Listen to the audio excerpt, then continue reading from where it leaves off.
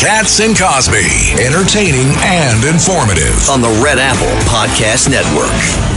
In the last day or so, the families tied to 9/11, a number of them have come out and said they do not want Zohran Mamdani to be there at the 25th anniversary at Ground Zero.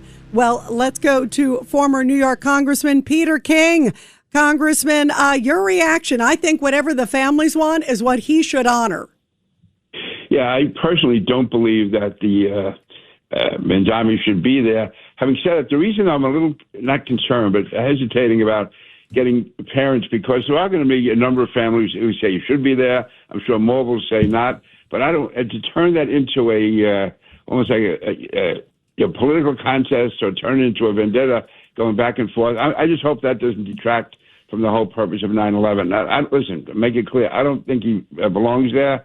And to me, everything he said and done in the past is so antithetical to what the memory and the spirit of 9/11 stands for. I just don't want it to become like a political football. And that's the only concern I have. I think he should just do the right thing and walk away from it on his own.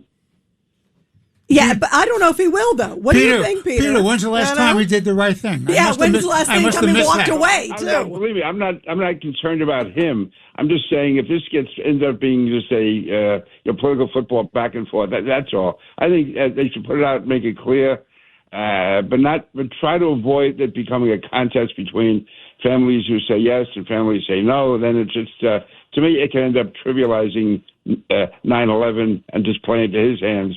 But again, hopefully, even to me, put pressure on, but not make it into like a popularity or an unpopularity contest. Yeah, but that's what right, Peter? It's Michael. What he wants, he's a photo op mayor. That's what it said. Anywhere that the camera's at, Mayor Mamdani is there in order to have his picture taken. He literally ran his campaign on social media, and he literally runs New York via social media.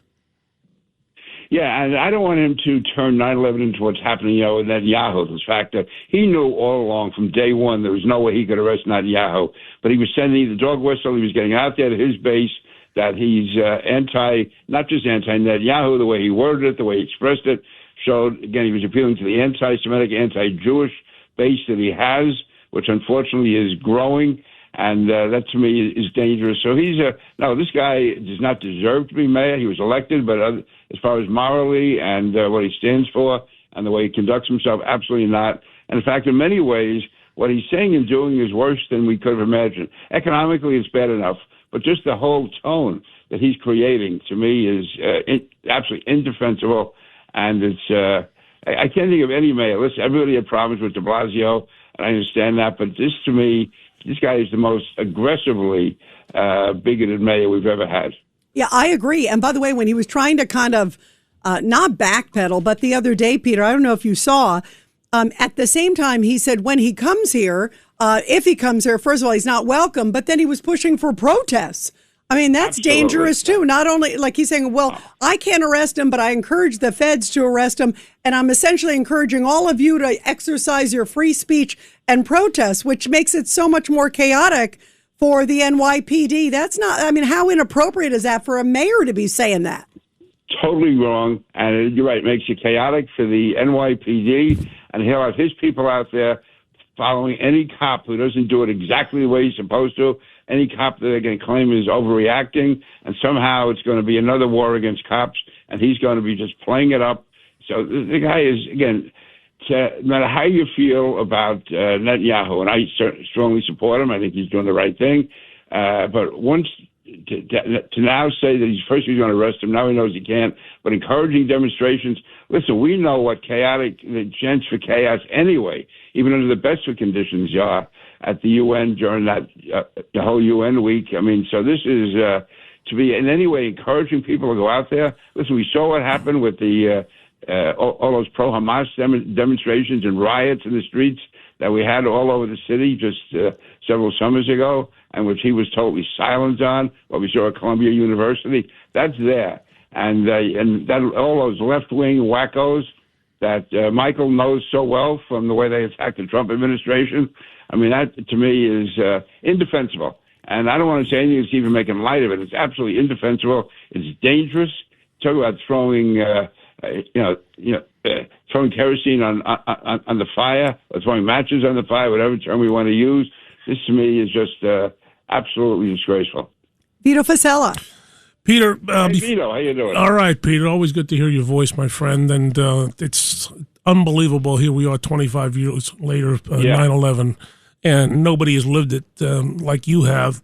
But before I even said that, there's another issue I have with what's happening, is that it detracts from what we're supposed to be doing. You know, we're elected. Nobody knows it better than you. We're elected to improve the quality of life for our constituents. Like, give them what they want, what they're asking for, what they need.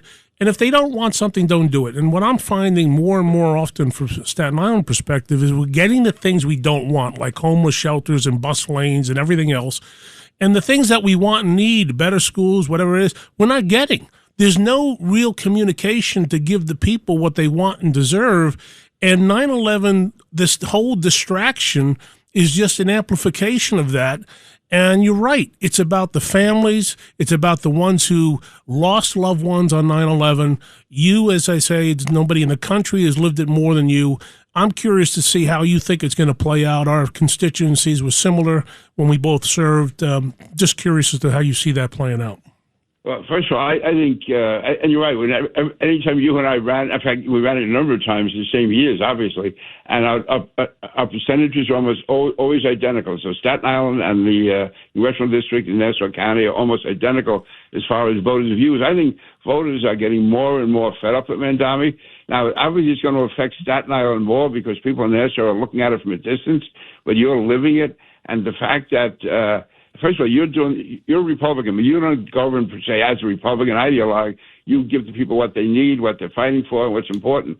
And yet, while you're doing that, you have this guy imposing his social agenda on top of you, and whether it's homeless or whatever, it's just, to me, I'm hoping more and more people realize how damaging and how bad this guy is for the city of New York. And this is not a Democrat or Republican, or even a left versus right. This is a guy who is so antithetical to everything that Americans stand for, that New Yorkers stand for. And I just hope that not too much damage is done before people fully catch on to him. But Vito, you're in a really tough spot because you are basically in a land of your own out there. I mean, people in Staten Island are really. He has no reason at all in his mind to be solicitors of your borough at all. And you have a tough fight ahead of you. You really do. And I give you a lot of credit for standing up and doing what has to be done, but not making it a partisan struggle. That's the whole idea. No, you're right. You hit 100% on the head, and that's what we're elected to do. The people gave us trust us to do the right thing, but you need willing partners and collaborators to get that job done. And when you don't have them, it's very difficult to achieve.